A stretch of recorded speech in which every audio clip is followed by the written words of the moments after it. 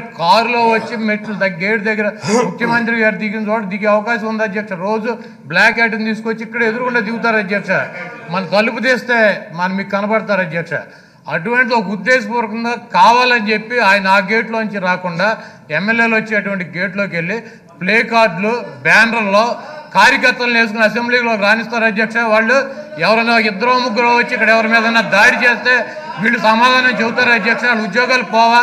కాబట్టి ఇంత అనుభవం ఉన్నటువంటి వ్యక్తి ఇటువంటి బుద్ధి లేని పనులు చేస్తా రామనాయుడు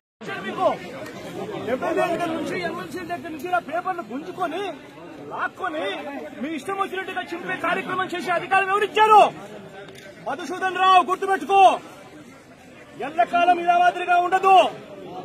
ప్రజాస్వామ్యంలో ఉన్నాం మనం.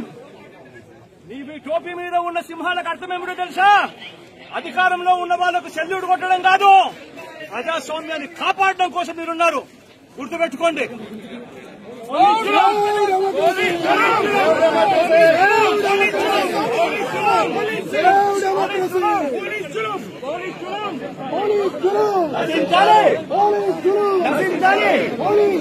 నశించాలి.